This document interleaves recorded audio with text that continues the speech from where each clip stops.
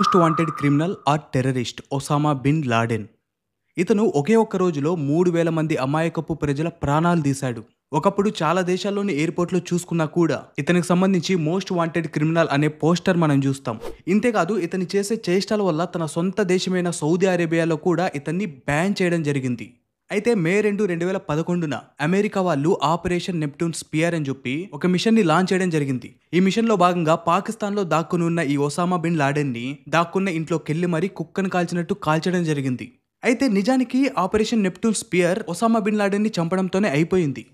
But అతన్ని call చేసిన తర్వాత ఏదైతే ఇంట్లో తను ఉన్నాడో ఆ ఇంట్లో ఏ మొబైల్ కనెక్షన్ లేకున్నా, ఇంటర్నెట్ కనెక్షన్ లేకున్నా కూడా డిజిటల్ థింగ్స్ మాత్రం చాలానే ఉన్నాయి. లైక్ కంప్యూటర్స్, ఫ్లాష్ డ్రైవ్స్ ఇవన్నీ కూడా ఉన్నాయి. సో అవన్నీ చూసిన ఈ మిలిటరీ కమాండోస్ ఎవరైతే ఉన్నారో వాళ్ళకి ఒకటే అర్థమైంది, ఈ డిజిటల్ ఎక్విప్మెంట్ ఏదైతే ఉందో దానివల్ల ఇతని గ్రూప్ అయిన అల్ఖైదాకి సంబంధించిన పాస్ట్, ప్రెజెంట్, ఫ్యూచర్ కి సంబంధించిన ఎన్నో విషయాలు దాగున్నాయి అని ఆపరేషన్ నెప్ట్యూన్ స్పియర్ ని ఇంకొక 18 నిమిషాలు పొడిగించి ఎక్స్టెండ్ చేసి ఆ డిజిటల్ థింగ్స్ ఏవైతే ఉన్నాయో అవన్నీ కూడా ప్యాక్ చేసుకొని తిరిగి రావడం జరిగింది. అయితే ఆ డిజిటల్ థింగ్స్ ఏవైతే ఉన్నాయో కంప్యూటర్స్ గానీ, ఫ్లాష్ డ్రైవ్స్ గానీ ఇవన్నీ కూడా మొదట్లో ప్రజల ముందుకు తేలేదు. ప్రజలకు అసలు అక్కడ ఏముందో కూడా చెప్పలేదు.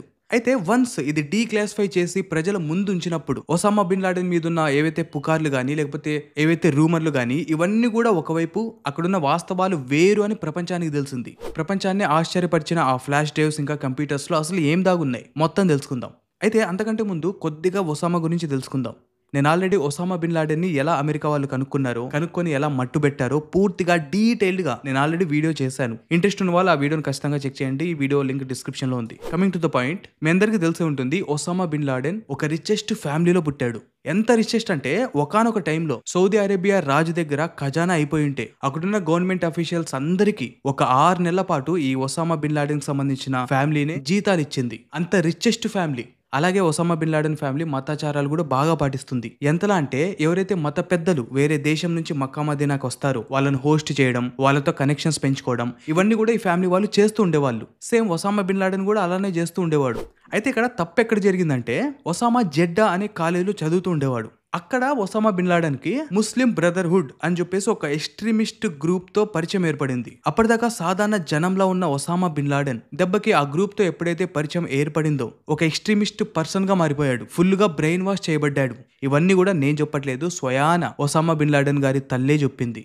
సో ఆ విధంగా ఒసామా బిన్ లాడెన్ ఏ విధంగా మారిపోయాడంటే ఇస్లాం తప్ప వేరొక మతం లేదు, అలాగే షరియా చట్టం తప్ప ఇంకొక చట్టం అనేది ఉండదు కూడా. అలాగే అమెరికా లాంటి వెస్టర్న్ కంట్రీస్ ఏవైతే ఉన్నాయో వాళ్ళు ప్రధాన శత్రువులు.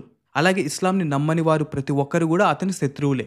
ఈ విధంగా తన మైండ్ మారిపోయింది. సో ఆ విధంగా ఎక్స్ట్రీమిస్ట్ గ్రూప్స్ ఏవైతే ఉన్నాయో వాటన్నిటిలో కూడా కనెక్షన్స్ పెంచుకుంటూ పోయాడు. ఈ టైంలోనే అమెరికా వాళ్ళు ఆఫ్ఘనిస్తాన్ ని పూర్తిగా ఆక్రమించుకోవడం జరిగింది. కాబట్టి ఒసామా బిన్ లాడెన్ ఏం చేశాడంటే తనకు సంబంధించిన వ్యక్తులందరినీ తీసుకొని ఆఫ్ఘనిస్తాన్ లో అమెరికాకు వ్యతిరేకంగా పోరాటాలు జరిపాడు. పోరాటాలు జరపడమే కాదు, ఎన్నో కనెక్షన్స్ ని బిల్డ్ చేసుకొని, ఎంతో మందిని రిక్రూట్ చేసుకొని, ఎంతో మందికి బ్రెయిన్ వాష్ చేసి ఆఫ్ఘనిస్తాన్ గడ్డపైన మనం ఖచ్చితంగా అమెరికాకి ఎదురుగా పోరాడాలి, వాళ్ళు మన శత్రువులు, వాళ్ళని ఎలాగైనా మట్టు పెట్టాలి అని చెప్పేసి తీవ్రంగా పోరాడడం కూడా జరిగింది. ఇదికొస్తే పక్కన పెడితే సౌదీ అరేబియా పక్కనున్న దేశంలో సద్దాం హుస్సేన్ గురించి మీ అందరికి తెలిసే ఉంటుంది. ఇతను ఈ చమురుకు సంబంధించిన వీటన్నిటి కూడా ఎక్స్పాన్షన్ చేయాలని, అంటే పెట్రోల్, డీజిల్ ఇవన్నీ ఏవైతే ఉంటాయో వాటికి సంబంధించిన దేశాలు ఆక్రమించుకొని అవన్నీ కూడా ఎక్స్పాన్షన్ చేయాలని కువైట్ మీద దాడి చేసి కువైట్ ని ఆక్రమించుకోవడం జరిగింది. సో కువైట్ తర్వాత దాని పక్కనున్న దేశం సౌదీ అరేబియాని కూడా ఆక్రమించుకునే పనిలో ఉన్నాడని సౌదీ అరేబియా రాజుకు తెలిసింది. రాజుతో పాటు ఒసామా బిన్ లాడెన్ కూడా తెలిసింది. సో వెంటనే ఒసామా బిన్ లాడెన్ ఏం చేశాడంటే సద్దాం హుస్సేన్ సౌదీ అరేబియాలో అడుగు పెట్టకూడదు, తనని ఆపాలి అని చెప్పేసి తన ప్రణాళికలో తను ఉన్నాడు. అయితే ఇంతలో ఏం జరిగిందంటే సద్దాం హుస్సేన్ మా దేశం మీద దాడి చేయొచ్చు, మీరు హెల్ప్ చేయండి అని చెప్పేసి సౌదీ అరేబియా రాజు అమెరికాని సహాయం అడిగాడు. దెబ్బకి ఈ విషయం తెలుసుకున్న ఒసామా బిన్ లాడెన్ కి సౌదీ అరేబియా రాజు పైన తెగ కోపం వచ్చింది. అసలు అమెరికా వాళ్ళే చెడ్డవాళ్ళు, వాళ్ళు బతుకుతున్న ఆచారాలు ఇవన్నీ కూడా చాలా చెడ్డవి, ఎందుకంటే వాళ్ళు ఇస్లాంని పాటించట్లేదు. అలాంటప్పుడు వాళ్ళ దగ్గర నుంచి నువ్వు ఎలా సహాయం తీసుకుంటావు అని చెప్పేసి ఒసామా బిన్ లాడెన్ కి తెగ కోపం వచ్చింది. దీంతో సౌదీ అరేబియా రాజుని క్రిటిసైజ్ కూడా చేశాడు. సో ఆ విధంగా అప్పటి నుంచే తన దేశమైన సౌదీ అరేబియాకి, సౌదీ అరేబియా గవర్నమెంట్ కి, అలాగే ఒసామా బిన్ లాడెన్ కి ఏదో తేడాలు వస్తూ వచ్చాయి. అయితే ఆ తర్వాత ఒసామా బిన్ లాడెన్ ఏం చేశాడంటే ఒక ఫత్వా జారీ చేశాడు. ఫత్వా అంటే మీకు అర్థమయ్యేలా చెప్పాలంటే మతపరమైన ఒక నిర్ణయం, అది ఆ మతంలో ఉన్న వాళ్ళందరూ పాటించాలని ఒక నియమం అనుకోండి. ఫత్వా ఏంటంటే మన శత్రుల మీద పోరాడాలి, మీరు నాతో కలవండి అని చెప్పి. ఆ విధంగా ఫత్వా రిలీజ్ చేసిన తర్వాత ఒక 4,000 మంది దాకా ఈ ఎక్స్ట్రీమిస్ట్ ట్రైనింగ్ కి వెళ్లడం జరిగింది. ఇవన్నీ చూస్తున్న సౌదీ అరేబియా గవర్నమెంట్ బాగా ఆలోచించి ఒసామా బిన్ లాడెన్ ని బయట దేశాలకు వెళ్లకుండా బ్యాన్ చేసింది. అయితే ఇతను చేసే చేష్టల వల్ల పూర్తి సౌదీ అరేబియాలోనే ఇతన్ని బ్యాన్ చేయడం జరిగింది. ఈవెన్ నేను మొదట్లో చెప్పినట్లు ఆపరేషన్ నెప్ట్యూన్ స్పియర్ లో లాడెన్ ని అంతమొందించాక అతని బాడీని మీరు తీసుకోండి అని సౌదీ అరేబియా వాళ్లకు చెప్పడం జరిగింది. బట్ సౌదీ అరేబియాలో మేము ఆ బాడీని స్వీకరించము అని ఓపెన్ గా చెప్పారు. అయితే ఆ తర్వాత ఆ శవానికి సంబంధించిన కార్యాలయాన్ని పూర్తి చేసి ఆ శవాన్ని సముద్రంలో పడేయడం జరిగింది. మీ అందరికీ తెలిసి ఉంటుంది. కానీ ఇక్కడ ఒసామా బిన్ లాడెన్ చనిపోవడం ఒక ఇది. అయితే ఇతను చనిపోయాక ప్రపంచం ఎలా షేక్ అయిందో ఇతనికి సంబంధించిన కంప్యూటర్స్ లో అలాగే ఫ్లాష్ డ్రైవ్ లో ఉన్న డేటా డీక్లాసిఫై చేసిన తర్వాత అంటే ప్రజల ముందుకు తీసుకొచ్చిన తర్వాత మొత్తం ప్రపంచమే ఆశ్చర్యపోయింది. నిజానికి చెప్పాలంటే నేను మొదట్లో ఒక పాయింట్ చెప్పా. అదేంటంటే పాకిస్తాన్లో దాక్కున్న ఒసామా బిన్ లాడెన్ కి ఎలాంటి మొబైల్ కనెక్షన్ లేదు, అలాగే ఇంటర్నెట్ కనెక్షన్ కూడా లేదు. అంత పకడ్బందీగా ప్లాన్ చేసుకుని ఉన్నాడు అక్కడ. బట్ ఒసామా బిన్ లాడెన్ ఈ పూర్తి అల్ఖైదా గ్యాంగ్ కి ఇన్స్ట్రక్షన్స్ గానీ లేకపోతే నెక్స్ట్ స్టెప్ ఆఫ్ యాక్షన్స్ గానీ ఇవన్నీ ఎలా ఇచ్చేవాడంటే త్రూ ఫ్లాష్ డ్రైవ్స్ ద్వారా. ఎస్, నిజం.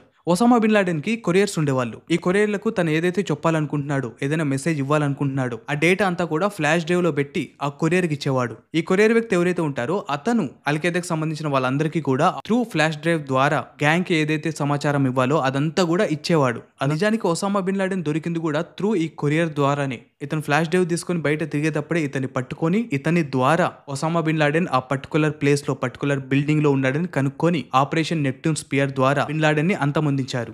మొత్తానికి ఆ డిజిటల్ ఎక్విప్మెంట్ ద్వారా తెలిసింది ఏంటంటే 9/11 అటాక్ ఎలా జరిగిందో అదే విధంగా అమెరికా పైన రైల్వే బ్రిడ్జిల దగ్గర రైల్వేస్ కి సంబంధించి బాంబులు పెట్టడం, ఇంటర్నేషనల్ ఆయిల్ ట్యాంకర్స్ ఏవైతే ఉన్నాయో వాటిని కూడా పేల్చి పారేయడం, 9/11 అటాక్ ఎలా జరిగిందో అంతకంటే ఘోరంగా అంతకంటే ఎక్కువ ప్లేన్స్ ని హైజాక్ చేసి ఇంకొక దాడి చేయడం, ఇవన్నీ కూడా ప్లాన్ చేసుకొని ఉన్నారు. ఇవన్నీ కూడా బయటపడ్డాయి. అయితే ఇవన్నీ ప్లాన్ చేస్తున్నా కూడా ఒసామా బిన్ లాడెన్ కి చాలా భయం ఉండేది. ఈ విషయం ఎలా చెప్తున్నానంటే ఒసామా బిన్ లాడెన్ కి సంబంధించిన వన్ ఆఫ్ ది వైఫ్ పంటి నొప్పి రావడంతో ఇరాన్ లో ఒక డెంటిస్ట్ కి చూపించడం జరిగింది. అయితే తనతో ఒసామా బిన్ లాడెన్ ఏం చెప్పాడంటే నువ్వు డెంటిస్ట్ తో చూపించేటప్పుడు చాలా జాగ్రత్తగా ఉండు, నీ పంటిలో ట్రాకింగ్ చిప్ పెట్టే అవకాశం కూడా ఉంది, జాగ్రత్తగా ఉండు అని చెప్పాడు.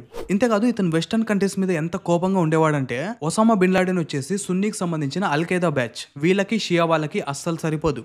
అయితే ఇరాన్ లో ఉన్న షియా వాళ్ళు ఏదైతే గ్రూప్ ఉందో వీళ్ళిద్దరూ శత్రువైన అమెరికా ఒకటే కాబట్టి వీళ్ళిద్దరూ కూడా కలిసిపోయారు. ఈ విషయాలన్నీ కూడా క్లుప్తంగా ఉన్నాయి. ఇంతేకాదు ఆ డిజిటల్ ఎక్విప్మెంట్ ద్వారా ప్రపంచం ఎప్పుడూ చూడని ఒసామా బిన్ లాడెన్ కొడుకు హంజా టీనేజ్ ఫేస్ కూడా బయటపడింది. ఇంతేకాదు ఆ వీడియోల ద్వారా ఆ డేటా ద్వారా తెలిసింది ఏంటంటే రానున్న రోజుల్లో అంటే భవిష్యత్తులో ఈ ఒసామా బిన్ లాడెన్ కొడుకే అల్ఖైదాకి లీడర్ లా ఉంటాడని కూడా ఉంది. ఇదంతా ఒక ఫేస్ అనుకుంటే రెండో ఫేస్ రికవరీ చేసిన కంప్యూటర్ ద్వారా బయటపడింది. అదేనంటే ఒసామా బిన్ లాడెన్ అనే వ్యక్తి ఒక ఎక్స్ట్రీమిస్ట్. అలాంటి ఇతని కంప్యూటర్లో తను ఎనిమీగా భావించే వాళ్ళ బతుకులే చాలా చండాలం అని ఓపెన్ స్టేట్మెంట్ ఇచ్చే ఒసామా బిన్ లాడెన్ అదే దేశమైన అమెరికాకు సంబంధించిన ఎన్నో కార్టూన్స్ చూసేవాడు. యానిమేటెడ్ మూవీస్ ఏవైతే ఉన్నాయో అవన్నీ కూడా చూసేవాడు. డిస్నీకి సంబంధించి పిక్సర్ ఇవన్నీ కూడా చూసేవాడు. ఇంతేకాదు ఎన్నో వీడియో గేమ్స్ కూడా ఆడేవాడు. వాటిలో చాలా వరకు కూడా అమెరికాకు సంబంధించినవి కూడా ఉన్నాయి. బట్ ఇక్కడ వింత ఏంటంటే ఒక వీడియో గేమ్ ఉంది కౌంటర్ స్ట్రైక్ అని. అసలు వీడియో గేమ్ కాన్సెప్ట్ ఏంటంటే ఆపోజిట్ లో టెర్రరిస్టులు వస్తుంటారు, ఇటువైపు మిలిటరీ వాళ్ళు వాళ్ళని అడ్డుకుంటూ పోరాడుతూ ఉంటారు. ఇది ఆ వీడియో గేమ్ కాన్సెప్ట్. ఒక ఎక్స్ట్రీమిస్ట్ ఒక టెర్రరిస్ట్ అయిన ఒసామా బిన్ లాడెన్ ఆ గేమ్ ఆడుతున్నాడు.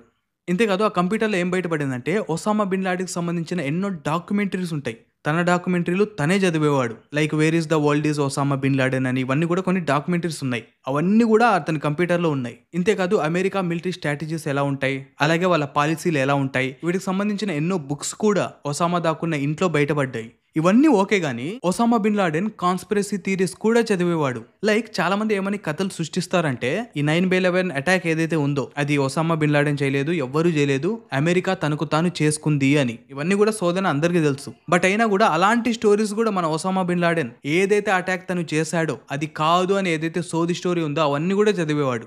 ఇంతేకాదు ఇల్యూమినాటికి సంబంధించి ప్రపంచాన్ని ఒక సీక్రెట్ సొసైటీ రన్ చేస్తుందని ఇలాంటి కాన్స్పిరసీ ఇలాంటి వింతలన్నీ కూడా చదివేవాడు. ఇవి కాకుండా ఎన్నో విషయాలు ఉన్నాయి. అవన్నీ కూడా ప్రజల ముందు బయట పెట్టకూడదని అమెరికా వాళ్ళు ఏవి కూడా బయట పెట్టలేదు. ఇవన్నీ కూడా ఏవైతే నేను చెప్పానో అవన్నీ కూడా సోసో కంటెంట్ మాత్రమే.